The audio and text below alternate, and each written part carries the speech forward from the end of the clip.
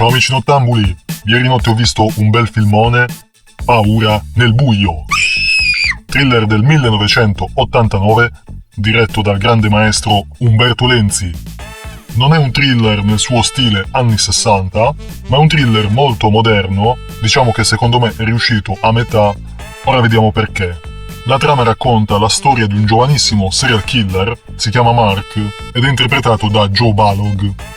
Viaggia su un grande camper, un motorhome, e si carica a bordo delle belle autostoppiste, che durante il tragitto addormenta con il sonnifero nella Coca-Cola. Al risveglio le malcapitate si trovano ammanettate, in modo che Mark possa seviziarle, stuprarle e ucciderle.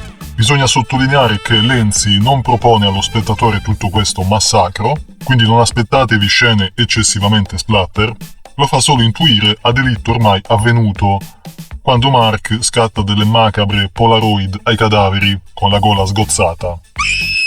Per concludere l'opera, Mark getta le ragazze in pasto ai coccodrilli, scegliendo un bel laghetto fuorimano per non farsi beccare da nessuno.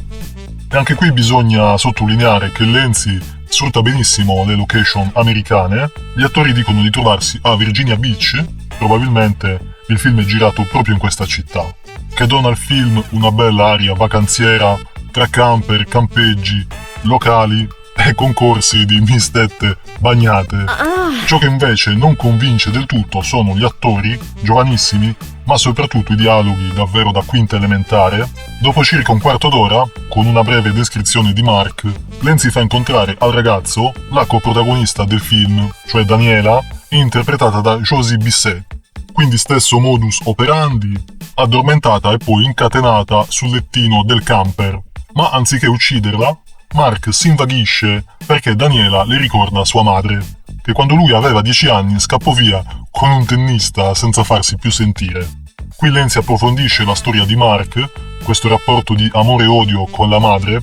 Il padre è invece un ricco proprietario di una catena di alberghi. Mark è in pratica un figlio di papà che non fa un cazzo dalla mattina alla sera e si gode la vita in camper, tra un delitto e l'altro.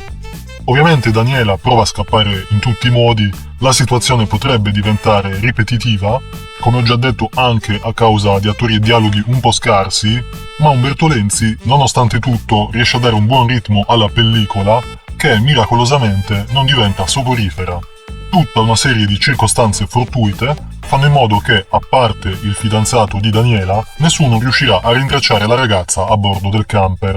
Mark verrà anche fermato più volte dalla polizia per dei controlli, ma la sceneggiatura gli regala una botta di culo dopo l'altra e questo mantiene viva l'attenzione dello spettatore. Non voglio svelare che fine fanno i protagonisti, ma il finale che vedrete non è stato voluto da Lenzi, ma imposto dalla produzione.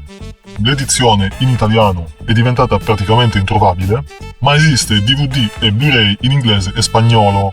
Forse non è una brutta cosa perché può essere che il doppiaggio in inglese migliora l'interpretazione degli attori. Ci sono anche delle situazioni grottesche, come il segmento in cui Mark decide di festeggiare il suo compleanno con Daniela, che offre situazioni comiche involontarie. Però, ripeto, non è un film totalmente da buttare via. L'idea è molto buona, ma anche la sceneggiatura si doveva lavorare di più sui dialoghi. Il titolo non c'entra una mazza, Paura nel buio, ma in realtà è un film abbastanza solare, almeno come location, come fotografia, tutt'altro che buio. Il titolo di lavorazione, a quanto ho capito, era semplicemente Camper. Forse era più azzeccato. Comunque, nonostante tutto, questo film ve lo consiglio, soprattutto se vi piacciono i camper, l'ambientazione vacanziera. Diciamo che come thriller è abbastanza originale, quindi film consigliato. Se volete iscrivetevi, se no fate come vi pare. Ci sentiamo alla prossima. Ciao amici nottambuli!